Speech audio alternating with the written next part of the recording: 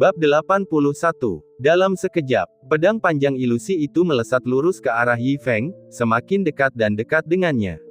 Namun, Yi Feng yang sedang berbaring di kursi malas tidak bereaksi sama sekali tidak menyadari bahaya yang mengancam. Seperti yang diharapkan, susunan besar Heavenly Yin ini benar-benar mengerikan. Orang ini tidak bereaksi terhadap seranganku, yang berarti basis kultivasinya telah sepenuhnya disegel. Memikirkan hal ini, rasa puas diri di wajah Li Moche makin bertambah. Akhirnya, pedang panjang ilusi itu hanya berjarak beberapa meter dari Yi Feng, dan seluruh aula seni bela diri diselimuti oleh cahaya pedang yang menembus langit, menyilaukan dan menarik perhatian. Detik berikutnya, benda itu jatuh ke tengah alis Yi Feng. Mati. Pada saat yang sama, Li Moche yang melayang di udara berteriak keras, sangat gembira di dalam hatinya. Jadi bagaimana jika dia seorang martial saint atau bahkan martial emperor? Pada akhirnya, bukankah dia akan mati tanpa tahu bagaimana caranya sesuai rencananya? Berpikir untuk melucuti harta karun Yi Feng yang memenuhi seluruh aula seni bela diri dan reputasinya yang tak tertandingi sebagai ahli tertinggi setelah kematiannya, senyum di wajah Li Moche tumbuh semakin puas. Tetapi, pada saat berikutnya, ekspresinya tiba-tiba membeku. Apa? Ekspresi puas yang tadi terpampang di wajahnya menghilang dalam sekejap. Melihat pemandangan di pintu masuk aula seni bela diri, seluruh tubuhnya berubah menjadi es. Karena serangannya yang bertenaga penuh sebagai martial sovereign, yang berubah menjadi pedang ilusi menggunakan skill Heaven Piercing miliknya, tidak menyebabkan sedikit pun kerusakan pada Yi Feng saat mendarat padanya. Sebaliknya, pedang itu menghilang menjadi ketiadaan. Itu tidak pernah muncul sama sekali. Bagaimana ini bisa terjadi? Bagaimana ini mungkin? Li Moche berkeringat dingin, matanya terbuka lebar, mulutnya menganga cukup lebar untuk menampung bola lampu. Bukankah aku sudah menyegel basis kultivasinya dengan susunan besar Heavenly Yin? Bagaimana mungkin dia masih bisa memblokir seranganku? Segudang keraguan muncul dalam benak Li Moche. Bahkan jika ada beberapa kesalahan dengan susunan besar Heavenly Yin, ketika pihak lain memblokir serangannya, setidaknya harus ada beberapa reaksi. Bagaimana mungkin serangannya menghilang begitu saja setelah menyentuhnya? Ini sungguh aneh. Tetapi kemudian, dia memikirkan sesuatu.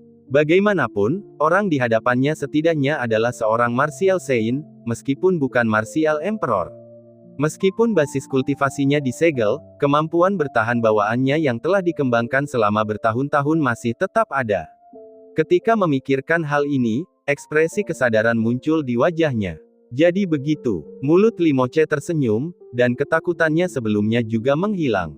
Senyum percaya diri dan dingin muncul di wajahnya sekali lagi. Meskipun kekuatan orang ini mengerikan, dan serangan berkekuatan penuhnya masih belum mampu menembus pertahanannya, hal ini membuat Li Moche semakin menggila. Lagi pula, semakin kuat Yi Feng, semakin tak tertandingi rasa pencapaian yang didapat dari membunuhnya. Karena pertahananmu tidak dapat ditembus, maka aku hanya bisa menggunakan cara lain. Li Moche tertawa dingin. Ia dengan cepat membentuk serangkaian segel tangan yang rumit, menyebabkan angin kencang berembus di sekujur tubuhnya. Seiring berjalannya waktu, segel tangannya semakin cepat terbentuk, dan segera banyak pola aneh muncul. Akhirnya, ketika dia membentuk segel tangan terakhir, dia berteriak pelan. "Cacing maut, keluarlah!" Begitu suaranya jatuh, seekor cacing seukuran lebah madu perlahan terbang keluar dari mulutnya. Kemudian, sambil mengepakkan sayapnya dengan frekuensi tinggi, ia melesat ke arah kursi malas tempat Yi Feng berbaring di bawah tatapan tajam Li Moche. Saat cacing maut terbang keluar, senyum dingin muncul kembali di wajah Li Moche. Di hadapan cacing mautku, sekuat apapun pertahananmu, begitu cacing itu memasuki tubuhmu, bahkan jika basis kultivasimu pulih, kau hanya bisa menunggu kematian. Hahaha, Li Moche tertawa dingin, dan merasa bangga dengan berbagai metodenya. Jika orang biasa berada dalam situasi ini, mereka mungkin akan bingung. Dengung-dengung-dengung. Akhirnya, cacing maut itu mendekati Yi Feng dan berputar-putar di atas kepalanya. Kemudian, di bawah pengawasan Li Moche yang gugup, ia mengepakkan sayapnya dan menukik langsung ke telinga Yi Feng. Kesuksesan. Melihatnya semakin dekat, Li Moche menjadi semakin bersemangat. Bab 82. Pada saat inilah Yi Feng tiba-tiba terbalik sambil mengumpat. Dari mana datangnya lalat sialan ini, mengganggu tidurku. Pada saat yang sama, dia mengayunkan tangannya dengan tidak sabar sambil menamparkan, wajahnya penuh dengan kekesalan.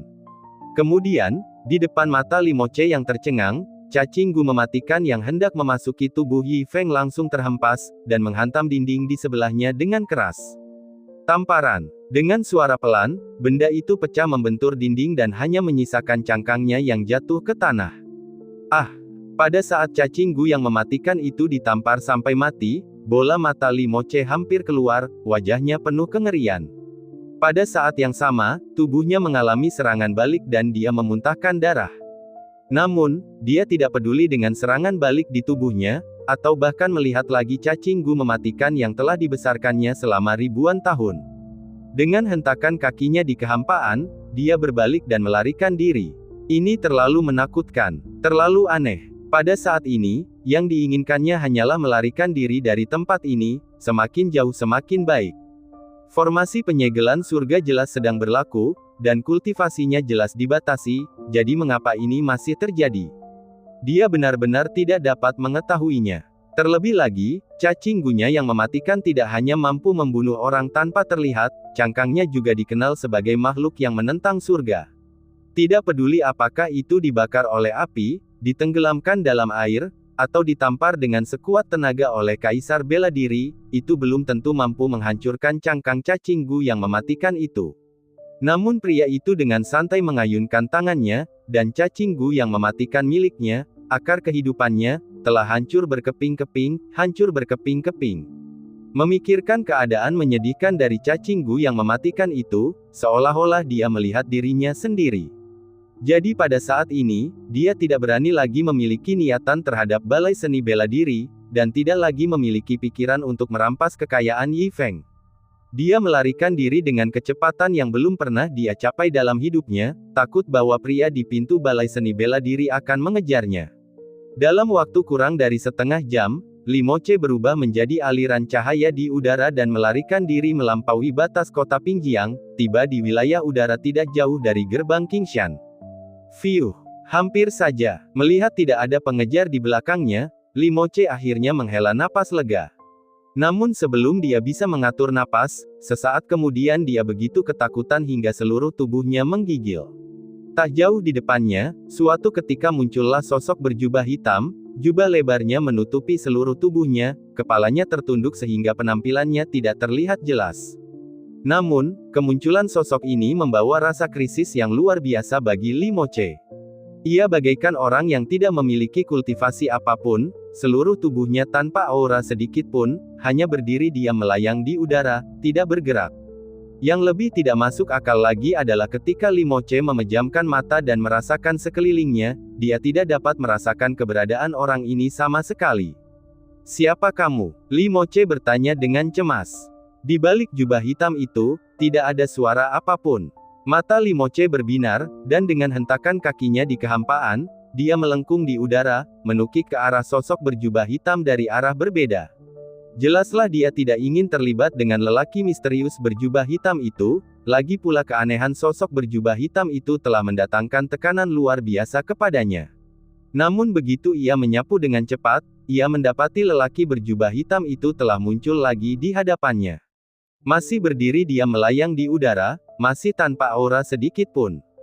Tapi ekspresi Limoche berubah drastis. Karena dia bahkan tidak melihat bagaimana lelaki berjubah hitam itu bergerak di depannya, seolah-olah dia sudah ada di sana sejak lama. "Siapakah kamu sebenarnya?" Limoche berkeringat dingin, tetapi masih bertanya sambil menggertakkan gigi. Sosok berjubah hitam itu tetap berdiri diam tanpa bergerak sedikit pun. Bertingkah misterius sekali. Karena kau tidak mau bicara, jangan salahkan aku untuk ini. Limoche berkata dengan dingin. Mengetahui bahwa pria berjubah hitam ini tidak akan membiarkannya pergi, dia mungkin juga menyerang lebih dulu. Saat suaranya jatuh, aura marsial Sage menyebar di udara. Dengan jentikan tangannya, aura itu berubah menjadi telapak tangan yang menghantam sosok berjubah hitam itu dengan dahsyat. Ledakan, dentuman, dentuman. Serangkaian gelombang kejut menghantam sosok berjubah hitam itu, seperti lapisan demi lapisan gelombang, yang menumpuk satu di atas yang lain. Di bawah serangan dahsyat ini, seluruh langit berubah menjadi hampa, bahkan menjadi terdistorsi. Pertarungan antar master. Tidak jauh dari gerbang Qingshan, Lu Daseng yang sedang dalam kultivasi terpencil tiba-tiba membuka matanya. Kemudian dia berubah menjadi aliran cahaya yang melesat ke udara, bergegas menuju tempat fluktuasi pertempuran itu berasal. Bab 83. Serangan dahsyat Limoche melesat ke arah pria berjubah hitam. Akan tetapi, lelaki berjubah hitam itu tetap berdiri diam di sana, tidak menunjukkan niat untuk bertahan terhadap serangannya. Bahkan aku, Limoche, adalah seorang Grandmaster seni bela diri generasi ini. Menghadapi seranganku dengan kesombongan seperti itu, kau akan menanggung akibatnya. Suara dingin keluar dari mulut Limoche, tetapi dia juga tidak berani meremehkan lawannya. Kekuatan di tangannya semakin kuat. Namun yang tidak diduganya ialah serangan dahsyatnya mendarat pada pria berjubah hitam tanpa riak sedikit pun. Patah. Melihat kejadian ini, Limoche sangat ketakutan hingga keberaniannya hampir retak. Dia segera menarik serangannya, menghentakkan kakinya di kehampaan, dan melesat pergi sebagai seberkas cahaya. Sekarang dia hanya punya satu pikiran. Berlari. Hanya dalam satu tarikan napas, Limoche telah melintasi ribuan kaki di udara. Tepat saat itu, lelaki berjubah hitam itu akhirnya bergerak. Lengan bajunya yang hitam perlahan terangkat. Pada saat yang sama, Limoche, yang melarikan diri seperti angin ribuan kaki jauhnya, tiba-tiba membeku di tempat. Seluruh tubuhnya seolah terjebak dalam rawa, tidak dapat melangkah lagi. Apa? Wajah Limoche memucat drastis.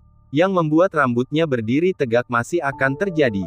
Sebuah kekuatan besar perlahan muncul dari belakangnya, menyedotnya kembali. Dalam waktu kurang dari sesaat, dia telah kembali ke sisi pria berjubah hitam itu, berdiri kaku di udara, tidak dapat bergerak sama sekali. Wajah pucatnya menunjukkan bahwa ia kini tahu bahwa dirinya bagaikan seekor ikan di talenan di hadapan pria berjubah hitam ini. Sebenarnya kau ini siapa? Limoche tergagap, menatap tajam ke arah pria berjubah hitam itu. Pria berjubah hitam itu tetap diam. Apa yang ingin kau lakukan padaku? Aku tidak punya dendam atau keluhan padamu, mengapa kau memperlakukanku seperti ini? Limoche bertanya dengan gugup lagi. Tidak ada keluhan atau dendam. Akhirnya, sebuah suara terdengar dari balik jubah hitam itu. Namun, pengucapannya yang tidak jelas dan sama sekali tidak ada emosi manusia dalam suara itu membuatnya terdengar menakutkan. Apa maksudmu? Wajah Limoche berubah drastis saat mengingat tindakannya sebelumnya di sekolah bela diri. Mungkinkah kamu Yi Feng dari sekolah bela diri itu? Tidak. Namun, pada saat berikutnya, Limoche buru-buru menggelengkan kepalanya. Saat pertama kali muncul, itu masih dalam pertanda gelap, saat efek formasi penggelapan langit masih aktif. Kau tidak mungkin bisa keluar dari sekolah bela diri kecuali kau tidak terpengaruh oleh formasi penggelapan langit. Basis kultivasimu pasti ilahi. Saat dia mengatakan ini, Limoche tampaknya menyadari hal yang mustahil.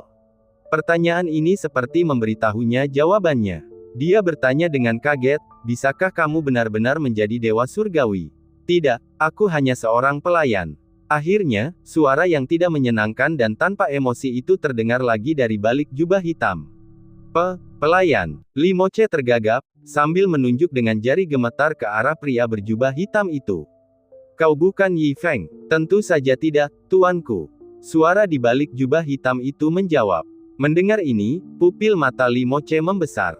Wajahnya dipenuhi rasa tidak percaya. Orang di hadapannya ini begitu kuat, dia mengira itu adalah guru dari perguruan bela diri, Yi Feng, yang mengenakan jubah hitam.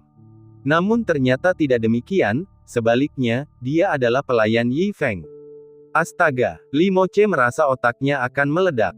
Seorang ahli yang begitu kuat ternyata hanya pelayan Yi Feng. Lalu, bagaimana dengan Yi Feng? Limoche menahan keterkejutan di hatinya dan mengamati pria berjubah hitam itu sambil berbicara kata demi kata. Orang macam apa dia? Mungkinkah dia benar-benar seorang dewa abadi? Setelah menanyakan pertanyaan ini dengan susah payah, Limoche menatap tajam ke arah pria berjubah hitam itu. Akhirnya, kepala di balik jubah hitam itu perlahan terangkat, memperlihatkan wajah aslinya untuk pertama kalinya. Itu adalah tengkorak tanpa daging, hanya rongga mata kosong.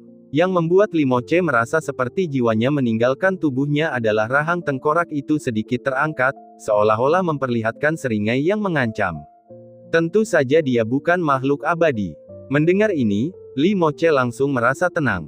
Benar, seorang dewa surgawi, bagaimana mungkin makhluk seperti itu ada di tempat terpencil seperti ini? Keanehan dengan formasi penggelapan langit sepertinya tidak berhasil menahan orang-orang dari sekolah seni bela diri.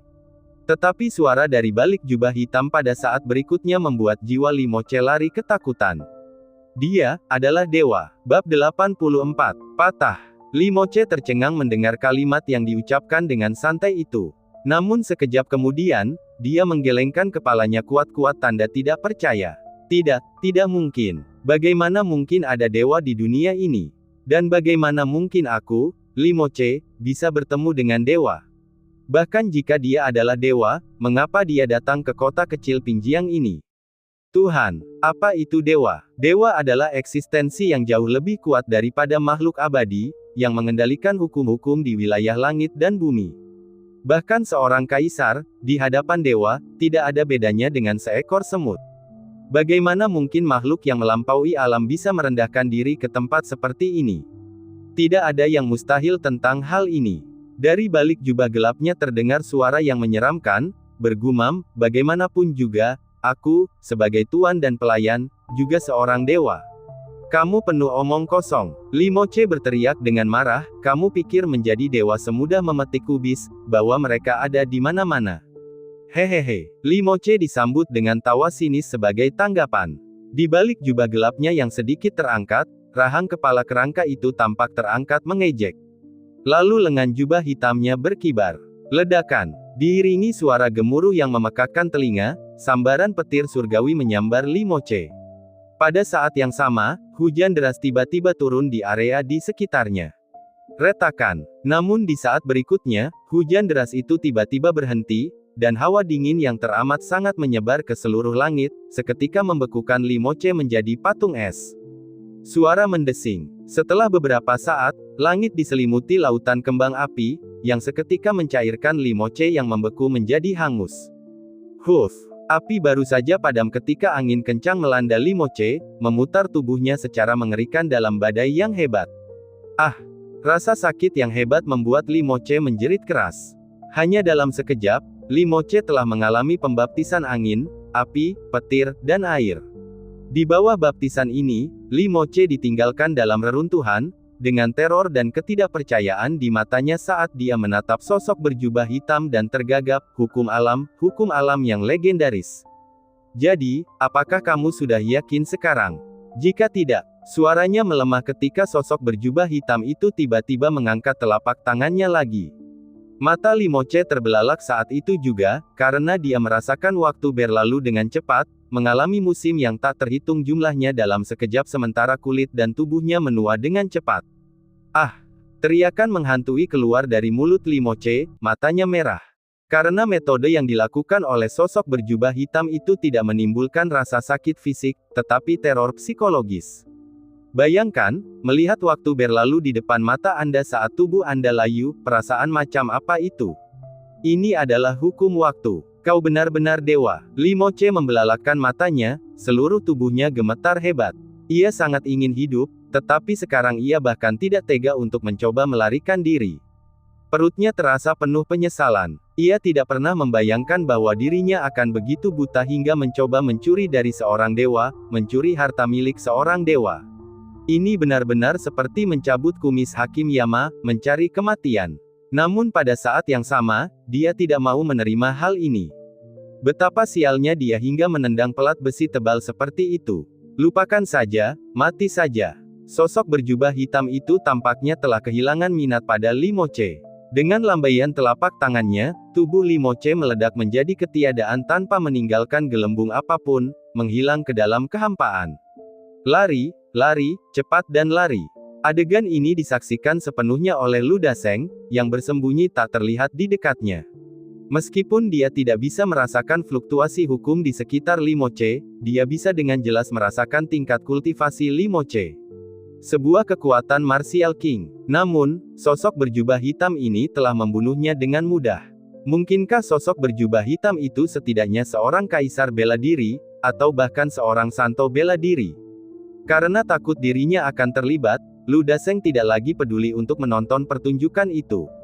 Ia berbalik dan berlari. Tetapi begitu dia bergerak, dia merasa tubuhnya tenggelam ke dalam rawa, tidak bisa bergerak. Kemudian, sebuah tangan besar muncul di belakangnya dan mencengkeramnya. Lu Dasheng ketakutan setengah mati, berteriak, "Senior, saya salah, saya hanya lewat saja." Bab 85. Hanya lewat saja. Orang berjubah hitam itu mengeluarkan suara yang menakutkan. Hanya berdasarkan suara ini, Lu Dasheng begitu ketakutan hingga jiwanya kabur dan keberaniannya lenyap. Para ahli bela diri telah mati dengan mudah di tangan orang ini, jadi bagaimana mungkin dia, seorang raja bela diri yang tidak berarti, tidak menjadi seperti cacing tanah kecil di tangan orang ini. "Senior, senior, aku benar-benar hanya lewat." Lu Dasheng menggigil, ketakutan sampai-sampai kakinya lemas, dan buru-buru menjelaskan, "Benar, aku alkemis nomor 1 di Sa Selatan, aku bisa meramu obat-obatan kelas kekaisaran. Selama senior membutuhkannya, aku bersedia melayani Anda, aku hanya meminta Anda mengampuni nyawaku. Apakah menurutmu aku butuh obat-obatan kelas kekaisaran?" Orang berjubah hitam itu berkata dengan muram. Mendengar ini, wajah Lu Dasheng berubah sangat jelek. Awalnya dia mengira bahwa dengan mengandalkan statusnya sebagai alkemis nomor 1 di Sa Selatan, dia bisa membuat orang ini waspada padanya.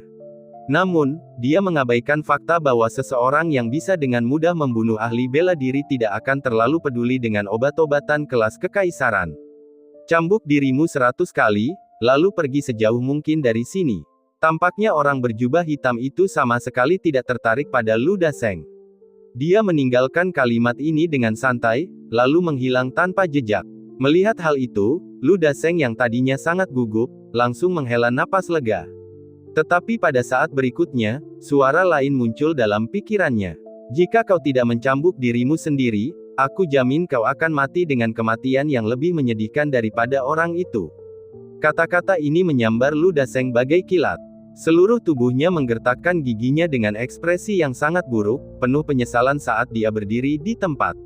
"Apa salahku sehingga aku harus menerima ini? Aku hanya datang untuk menonton keributan, tetapi akhirnya malah terlibat dalam kekacauan ini." Meskipun dia tidak mau, mengingat cara orang itu, dia tidak berani berjudi. Jadi dia hanya bisa mengangkat telapak tangannya yang berat dan memukul wajahnya sendiri. Patriark Qingshan, yang mengejar Lu Dasheng, baru saja tiba. Hal pertama yang dilihatnya adalah Lu Dasheng melangkah di udara sambil menghitung angka-angka sambil mencambuk wajahnya sendiri, takut bahwa ia telah mencambuk dirinya sendiri sekali lagi. "Lu, Tuan Lu, dosa apa yang telah kau perbuat hingga kau harus menyiksa dirimu sendiri seperti ini?" Patriark Qingshan mengerutkan kening dan bertanya dengan hati-hati. "Minggir!" Lu Dasheng meraung marah, langsung melampiaskan amarahnya pada Patriark Qingshan. Melihat ini, Patriark Qingshan menggigil dan segera pergi. Bahkan dari jauh, dia masih bisa melihat Lu Dasheng mencambuk wajahnya sendiri. Pasti ada sesuatu yang terjadi di keluarganya. "Baiklah, aku tidak berani bertanya." Sambil menggelengkan kepalanya, Patriark Qingshan pergi dengan ekspresi rumit. Yi Feng yang baru saja terbangun karena mengantuk, akhirnya sadar kembali saat ini. Dia hendak menuangkan air untuk dirinya sendiri ketika dia melihat tengkorak yang cerewet dan bermain-main di halaman telah hilang. "Murid, kemana perginya benda rusak itu?"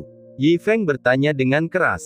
"Baru saja ada di sini, lalu tiba-tiba menghilang," jawab Zhong Qing cepat.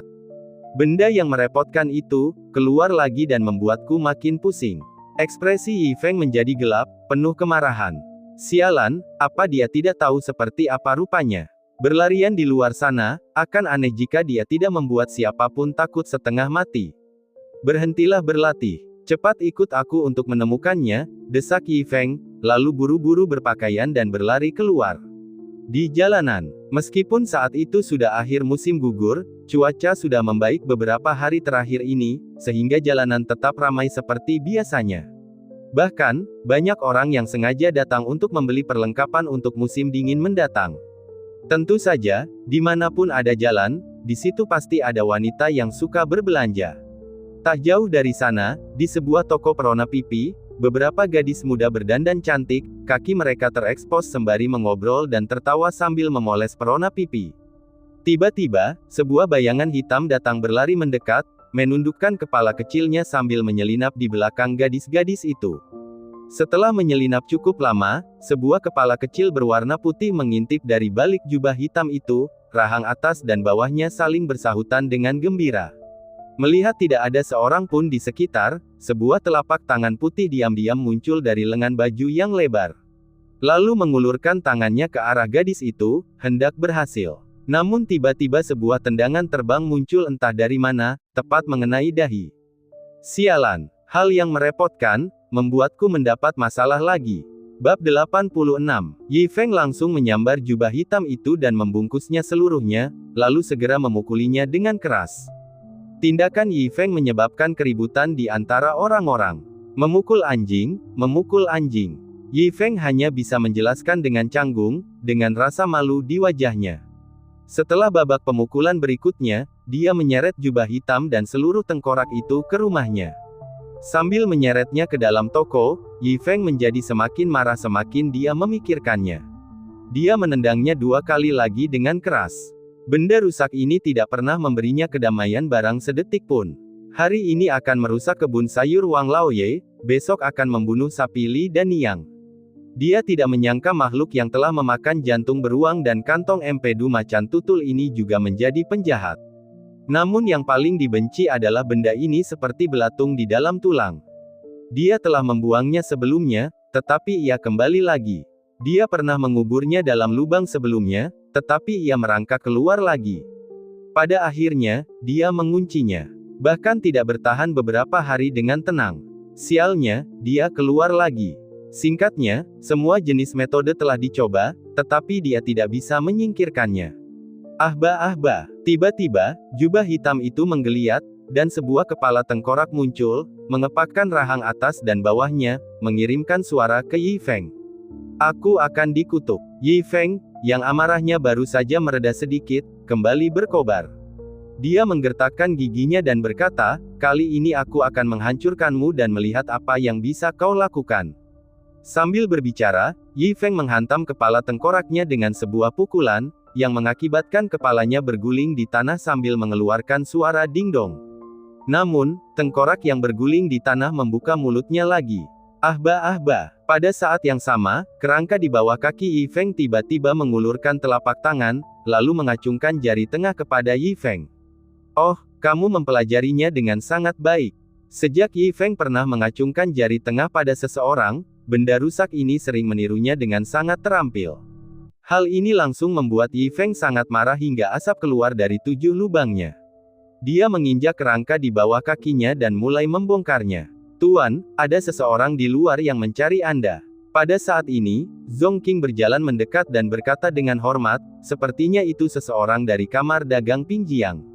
Seseorang dari kamar dagang Pingjiang. Yi Feng mengerutkan kening dan bertanya dengan suara yang dalam, mengapa orang-orang dari kamar dagang Pingjiang mencariku? Mereka mengatakan bahwa guru memiliki sebagian uang yang tersisa dari buku mimpi kamar merah yang lama, jadi silakan pergi ambil uangnya, guru. Kata Zhong Qing, aku tidak akan pergi. Biarkan saja mereka membawanya ke sini atau lupakan saja. Lagi pula, buku itu tidak menghasilkan banyak uang. Aku bisa saja melepaskannya jika mereka tidak membawanya ke sini. Yi Feng sama sekali tidak berniat berurusan dengan mereka. Sungguh, jika mereka tidak mengirimkannya, tidak apa-apa. Lagi pula, buku itu tidak menghasilkan banyak uang. Paling buruk, dia bisa saja meninggalkannya. Tetapi Tuan, mereka juga mengirim tandu untuk mengundang Anda. Mereka berkata Anda harus datang sendiri ke sana. Zhong Qing menambahkan. Yi Feng mengerutkan kening, lalu berkata, baiklah, muridku. Pergilah ke sana atas namaku untuk mengambil uang, lalu segera pergi. Jangan terlibat dalam hal lain. Ya, guru. Zhong Qing mengangguk dengan hormat. Setelah Zhong Qing pergi, Yi Feng terus membongkar tengkorak itu. Ia menghabiskan banyak tenaga sebelum akhirnya memisahkan badan, telapak tangan, kaki, dan sebagainya dari rangka tengkorak. Kemudian ia menguncinya di ruangan yang berbeda. Dia juga menekan tengkorak itu di bawah penutup lubang gat. Sambil bertepuk tangan dengan puas, Yi Feng hendak meregangkan badan dan minum air ketika seseorang dengan cemas berlari ke arah pintu sambil berteriak dengan cemas, Tuan Yi, masalah, sesuatu yang buruk telah terjadi. Apa yang telah terjadi? Yi Feng segera bergegas keluar. Orang itu adalah seorang tukang dari restoran mie sapi di seberang jalan. Dia berteriak dengan tergesa-gesa, Tuan Yi, sesuatu terjadi pada murid mudamu Zongqing. Aku khawatir dia sudah tamat. Cepat pergi dan lihat. Apa? Ekspresi Yi Feng langsung berubah. Dia bahkan tidak sempat menutup pintu sebelum mengikuti tukang dari restoran mie sapi itu. Mereka berdua sampai di sebuah jalur. Kedua ujung jalur dipenuhi penonton yang menunjuk dan mendiskusikan situasi. Begitu Yi Feng tiba, bau darah langsung tercium. Mayat-mayat berserakan di tanah, tandu itu hancur tak dapat dikenali lagi, dan semua pengusungnya tewas. Zongqing tergeletak di tanah, berusaha sekuat tenaga untuk bertahan hidup saat dia melihat Yi Feng datang. Jelas, Zongqing telah disergap di tandu, lalu pertempuran hebat pun meletus. Muridku, Yi Feng langsung berlari ke Zongqing untuk memeriksa lukanya. Matanya langsung memerah. Guru, saya khawatir saya tidak bisa melayani Anda lagi. Zongqing berlumuran darah dan berbicara dengan lemah. Tidak, jangan bicara. Gurumu tidak akan membiarkanmu mati. Yi Feng menahan amarahnya dan menggendong Zongqing sambil berlari kembali ke sekolah bela diri. Setelah kembali ke perguruan bela diri, Yi Feng buru-buru membaringkan Zongqing di tempat tidur, lalu mengeluarkan semua bahan obat-obatan yang ada di rumah. Pertama-tama dia menghentikan pendarahan Zongqing, lalu mengobati lukanya. Dia sibuk selama setengah hari sebelum kondisi Zongqing stabil dan dia terbebas dari bahaya kematian. Baru saat itulah Yi Feng menghela napas lega. Namun matanya digantikan oleh amarah, api yang membara. Tidak peduli siapapun orangnya, bahkan jika aku harus menjual semua milikku, aku akan memintamu membayarnya dengan darah. Bab 87. Tidak berguna. Sekelompok orang tidak berguna, bahkan tidak bisa menangani masalah sekecil itu, apa gunanya aku menahan kalian? Di aula utama Serikat Dagang Pingjiang, Mao Lin menatap bawahannya yang berlutut di bawah, membanting telapak tangannya di atas meja sambil berteriak dengan marah. Dia berada di bawah tekanan luar biasa baru-baru ini. Terutama setelah putrinya dikalahkan bahkan ketika dia keluar sendiri, dia sekarang menghadapi pertentangan dari seluruh manajemen atas Serikat Dagang. Karena tidak ada jalan keluar, dia menemukan ide ini. Karena Yi Feng tidak bisa bekerja untuk Serikat Dagang Pingjiang, maka ia akan langsung menghancurkannya, yang juga dapat membantu Serikat Dagang Pingjiang keluar dari kesulitannya. Tetapi dia tidak pernah menyangka bahwa setelah akhirnya memunculkan rencana seperti itu, rencana itu tidak berhasil sama sekali. Pemimpin, mohon maafkan kami. Bawahan yang memimpin itu bersujud, menjelaskan dengan hormat, kami tidak tahu bahwa Yi Feng juga tidak akan datang. Muridnya yang datang. Mao Lin mendengus dingin, karena belakangan kau baru tahu kalau itu bukan Yi Feng, kenapa kau masih saja bertindak dan memperingatkannya? Sekarang Yi Feng sudah waspada, bukankah itu akan merusak kesempatan untuk menghadapinya lain kali? Baiklah, wajah bawahan yang memimpin itu tampak jelek saat dia berkata, kami memang hendak mundur ketika kami melihat bahwa yang menyerang bukanlah Yi Feng. Namun, muridnya menyadari bahwa target kami adalah Yi Feng, dan mengambil inisiatif untuk menyerang kami. Dan kecil ini cukup terampil, dia membunuh beberapa saudara kita dengan tangan kosong sebelum dia meninggal. Yang kau tahu hanyalah alasan. Mao Lin sangat marah. Jika kali ini Yi Feng tidak berhasil dibunuh, mungkin tidak akan mudah baginya untuk menemukan kesempatan lain. Lupakan saja, ayah, ampuni mereka. Pada saat ini, seorang pemuda berjubah brokat masuk dengan senyum tipis di wajahnya. Pendatang baru itu adalah putra Mao Lin, Mao Yi, kakak laki-laki Mao Yuner. Yier, sudah begini, bagaimana mungkin kau masih bisa bersikap santai? Mao Lin menatap Mao Yi dengan penuh celaan dan berkata dengan serius, tidakkah kau tahu bahwa semua yang kulakukan, bahkan mengorbankan adikmu, adalah untukmu? Jika aku dicopot dari jabatanku sebagai ketua serikat, akan lebih sulit daripada mencapai surga jika kau ingin menduduki jabatan ini di masa depan. Ayah, Anda salah paham. Mao Yi berkata sambil tersenyum, tentu saja aku tahu niat Anda, ayah. Namun, menyalahkan mereka tidak ada gunanya. Yi Feng hanyalah orang kecil yang menulis beberapa buku, apa masalahnya, membunuhnya akan mudah. Tapi Yier, menurut Yuner, Yi Feng ini tidak sesederhana kelihatannya. Mao Lin berkata dengan sungguh-sungguh, ku dengar para kultivator juga mendekatinya. Dan sekarang hubungannya dengan serikat dagang Bao Feng tidak sepele. Kau harus mengerti, kita bahkan tidak berani bergerak melawan serikat dagang Bao Feng secara terbuka ketika mereka merebut bisnis kita, itu karena putri kesayangan mereka ada di sekte Qingshan. Jadi apa? Mao Yi mencibir, betapapun hebatnya dia hanyalah seorang kultivator tingkat rendah. Adapun hubungannya dengan serikat dagang Bao Feng, itu hanya berdasarkan kepentingan bersama. Tetapi meskipun dia seorang kultivator tingkat rendah, dia tetaplah seorang kultivator. Mao Lin masih khawatir. Ayah, bagaimanapun juga, Anda adalah seorang pemimpin serikat. Kita tidak mampu memprovokasi para kultivator tingkat tinggi, tetapi kita pasti bisa menyewa kultivator untuk menghadapi Yi Feng. Mao Yi tersenyum penuh arti. Tepat saat suaranya jatuh, 3 pria masuk dari luar pintu. Ketiganya tampak menakutkan, membawa aura pembunuh. Begitu mereka masuk, Mao Lin langsung tertekan. Ini, ketiganya adalah. Mao Lin menatap dengan mata terbelalak. Ketiga orang ini adalah kultivator yang aku undang. Mereka akan membantu kita mengurus Yi Feng secara langsung. Dan level kultivasi mereka telah mencapai alam martial Ling. Mao Yi berkata dengan santai. Alam bela diri Ling. Mendengar ini, jantung Mao Lin berdebar kencang. Ia tidak pernah menyangka bahwa ketiga orang ini ternyata ada di alam martial Ling, sosok-sosok yang biasanya tidak bisa ia hubungi. Jadi, ayah, santai saja. Mao Yi berkata sambil tersenyum, dengan 3 orang ahli alam bela diri Ling yang bergerak, orang rendahan seperti Yi Feng, meskipun dia memiliki sedikit kultivasi, tetap saja akan terinjak sampai mati, kan? Tetapi, Mao Lin mendekat ke Mao Yi dan bertanya dengan suara pelan, pasti banyak biaya yang dikeluarkan untuk mengundang ketiga orang ini, kan?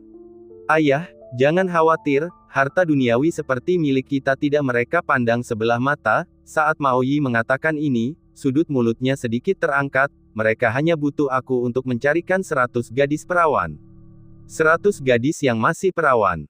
Mao Lin sangat gembira. Jika memang demikian, bagi dia dan putranya, kesepakatan ini bagaikan sebuah pencurian besar-besaran. Dan dengan 3 master alam martial Ling yang beraksi, membunuh Yi Feng pastinya tidak akan menjadi masalah. Maka Mao Lin tersenyum dan berkata kepada ketiga orang itu, tuan-tuan yang terhormat, asalkan kalian membantu kami menyelesaikan masalah ini, jangankan 100 gadis yang masih perawan, aku pun dapat mencarikan 200 untuk kalian. Sangat bagus. Ketiganya duduk dan mengangguk puas setelah mendengar kata-kata Mao Lin, sambil mencibir, setelah kita beristirahat sehari, tinggalkan saja kecil yang kau sebutkan itu pada kami. Bab 88. Setelah menenangkan Zhong Qing, Yi Feng berjalan keluar dari aula seni bela diri dengan ekspresi gelap di wajahnya. Dia tahu siapa dalang di balik insiden ini tanpa perlu berpikir panjang, dan bahkan bisa menebak motif mereka. Pasti asosiasi bisnis Pinjiang yang mencoba mengambil nyawanya demi keuntungan. Hanya saja muridnya Zhong Qing telah membantunya menghalanginya. Meskipun dia hanya manusia biasa, membalas dendam ketika disakiti selalu menjadi caranya dalam melakukan sesuatu. Segera, Yi Feng tiba di asosiasi bisnis Bao Feng. Melihat bahwa Yi Feng sendiri yang datang, ketua tidak berani lalai sedikit pun. Dia menyingkirkan semua barang di tangannya dan datang untuk menyambut Yi Feng secara langsung. Tuan Yi, silakan minum teh. Yin Xiong mengulurkan tangannya dengan gugup dan berkata. Namun, Yi Feng tidak bergerak. Hal ini tentu saja membuat Yin Xiong sangat cemas. Dia menemani Yi Feng, sambil memutar otak dengan gila-gilaan memikirkan apakah dia telah menyinggung Yi Feng. Karena sejak Yi Feng masuk, dia selalu memasang ekspresi gelap, dan tidak mengatakan sepatah kata pun dari awal sampai akhir. Akhirnya, ketika Yin Xiong tidak dapat lagi menahan tekanan, Yi Feng yang selama ini terdiam, akhirnya mengangkat kepalanya dan menatap Yin Xiong, lalu berkata, Ketua Yin. Ya, Tuan Yi, saya di sini. Mendengar Yi Feng akhirnya berbicara, Yin Xiong terkejut, dan buru-buru menjawab. Asosiasi bisnismu seharusnya bisa membunuh orang, kan? Yi Feng melanjutkan. Namun, Yin Xiong tidak langsung bereaksi. Maksudku, aku ingin membunuh beberapa orang.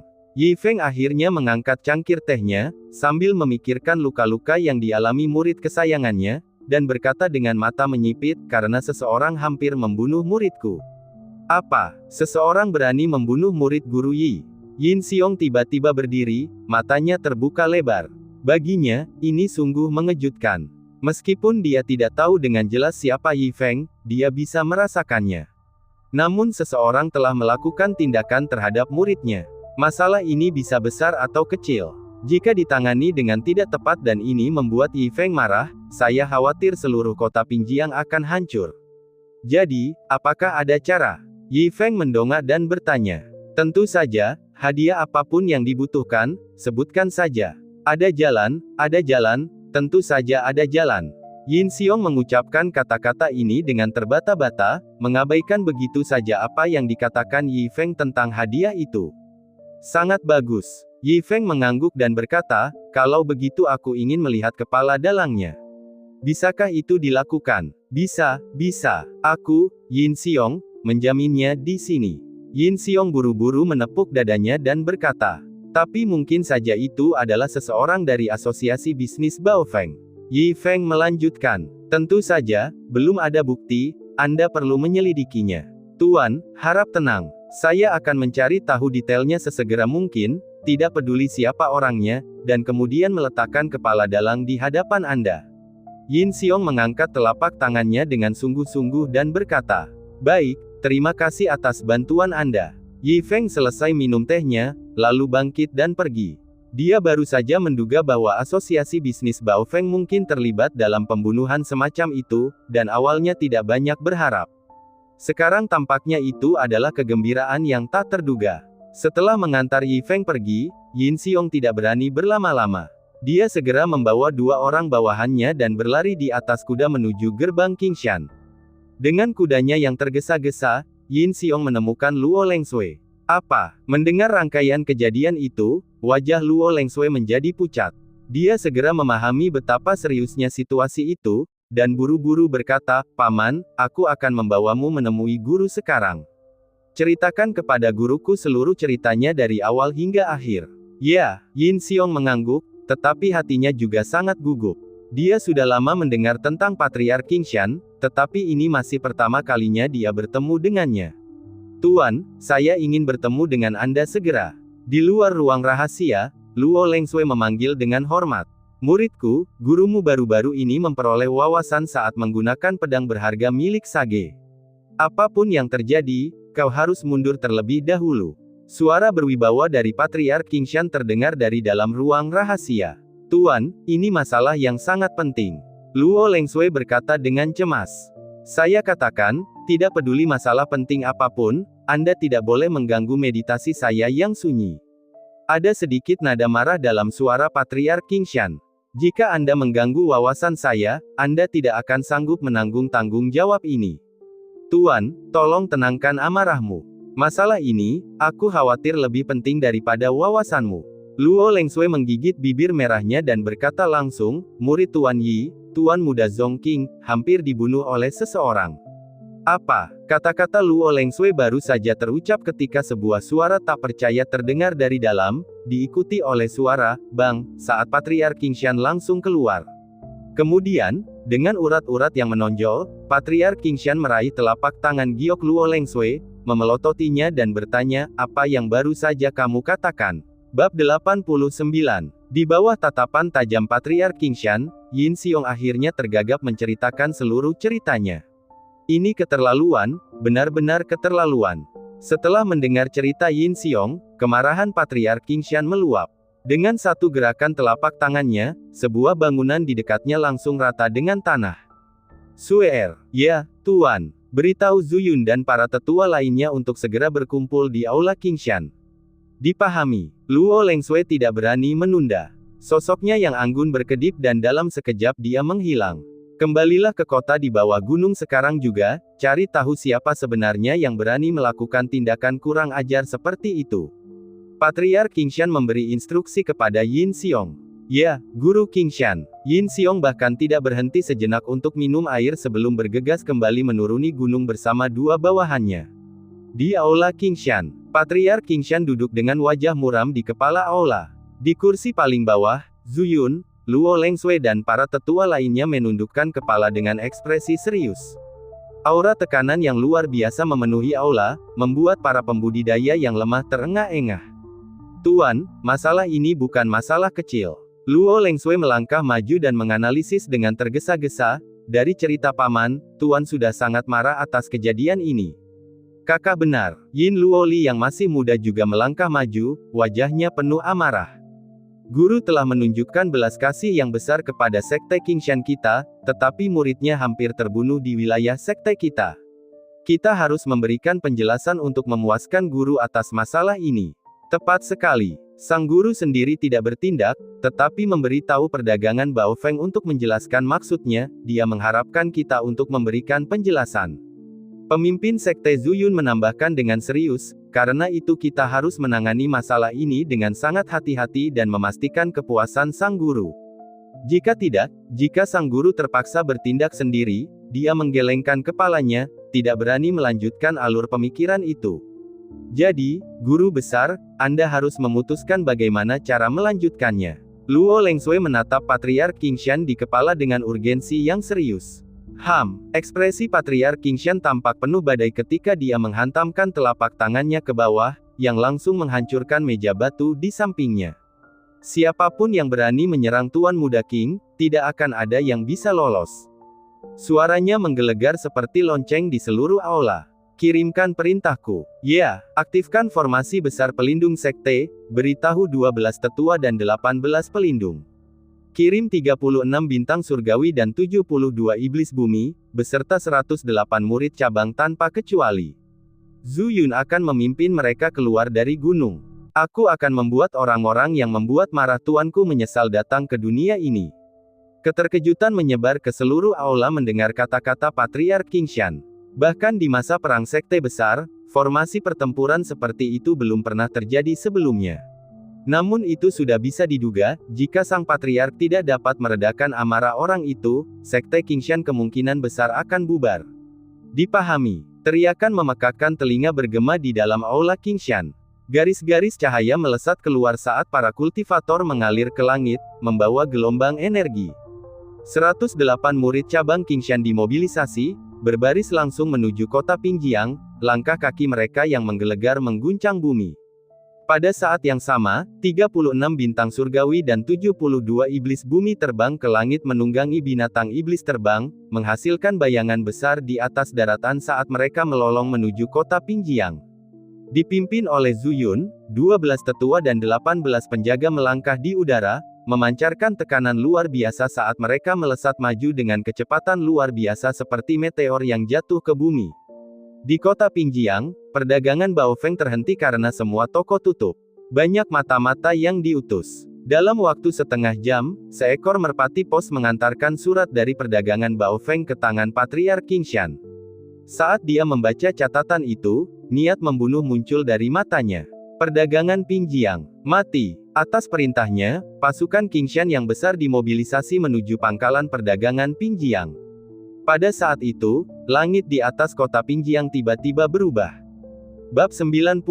Di aula besar Asosiasi Bisnis Pingjiang. Mao Lin duduk di sebelah kiri, Mao Yi duduk di sebelah kanan, dan mereka menyambut ketiga Master Martial Spirit ke kursi kehormatan, mengobrol dan minum dengan gembira. Presiden, ini buruk. Tepat pada saat itu seorang pelayan bergegas masuk. Apa yang terjadi? Mao Lin membanting gelas anggurnya dan berteriak marah, tidakkah kau lihat aku sedang menjamu tiga tuan di sini? Beraninya kau masuk dengan gegabah. Presiden, sesuatu yang besar telah terjadi. Kata pengurus itu dengan cemas, menurut orang dalam di Asosiasi Bisnis Baofeng, Yi Feng telah menutup Baofeng beserta anggotanya, dan mereka bersiap untuk menyerang Asosiasi Bisnis Pingjiang kita. Apa? Ekspresi Mao Lin menjadi gelap. Dia tidak menyangka Asosiasi Bisnis Baofeng yang bergengsi benar-benar tutup demi orang kecil seperti Yi Feng, dan bahkan mengambil tindakan terhadap Asosiasi Bisnis Pingjiang miliknya. Ini memang masalah besar. Jika tidak ditangani dengan tepat, ini dapat menyebabkan perang habis-habisan antara kedua asosiasi. Yier, temani tiga tuan, aku akan melihat apa yang sebenarnya terjadi. Mao Lin segera memberi instruksi. Dia tidak berani menganggap enteng masalah seperti itu. Presiden Mao, kemana Anda pergi?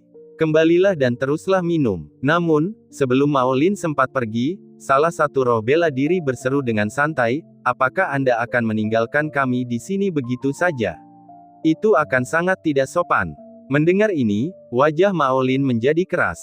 Sambil menundukkan kepalanya, dia berkata, Tuan-tuan, Anda juga mendengarnya.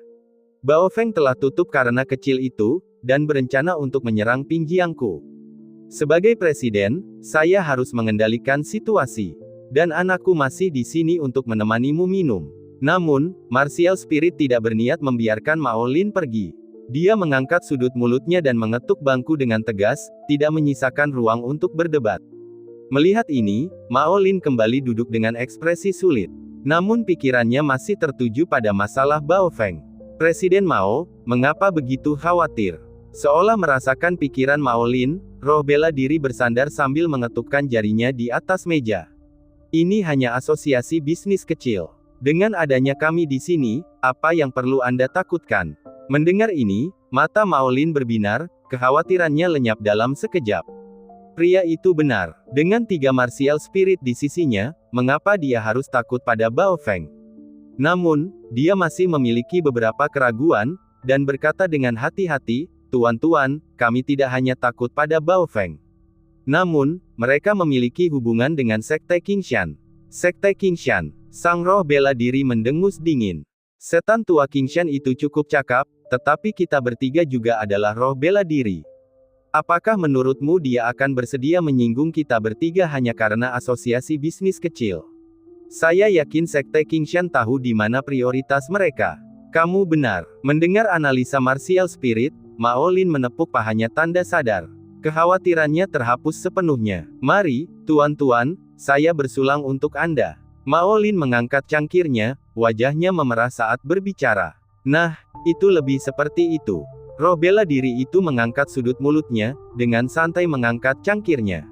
Mari kita duduk saja di sini, makan dan minum, sambil menunggu Yi Feng membawa anak buahnya mengetuk pintu.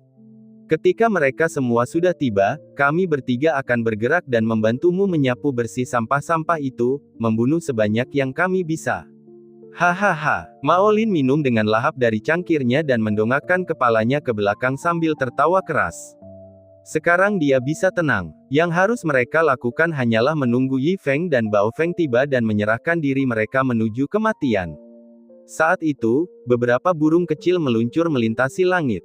Tepat setelahnya, puluhan bayangan seperti hantu melesat di udara tanpa suara, melayang tinggi di atas sambil menatap Pingjiang di bawah, wajah mereka penuh dengan kedinginan. Saat berikutnya, 36 batang surgawi dan 72 cabang bumi menunggangi binatang terbang saat mereka tiba. Binatang-binatang besar itu berkumpul bersama, menghasilkan bayangan besar di tanah, memberikan rasa penindasan yang luar biasa. 108 aula Sekte Qingshan, hampir 100.000 pengikut, telah mengepung asosiasi bisnis Bao Feng sedalam 3 lingkaran, mencegah siapapun di dalam untuk melarikan diri. Akhirnya, dengan aura lain yang menggetarkan bumi, itu adalah Lu Qingshan yang geram, dengan pedang legendaris di tangannya, dengan jelas memperlihatkan betapa seriusnya dia menangani masalah ini. Presiden, ada berita buruk. Pasukan Yi Feng sudah datang. Tepat saat Mao Lin dan 3 roh bela diri sedang minum dengan riang, pengurus sebelumnya berteriak lagi. Ekspresi paniknya menyebabkan dia tersandung ambang pintu dan jatuh tepat di dalam. Presiden Mao, orang-orangmu sungguh tak punya nyali. Melihat ini, salah satu roh bela diri mencibir dengan nada menghina. Mendengar ini, Mao Lin sangat malu. Dia segera membentak pelayan itu, bukankah aku sudah bilang aku akan menemani tuan minum? Jangan bersikap kasar. Dan aku sudah bilang, sekarang mereka sudah di sini, mereka sudah di sini.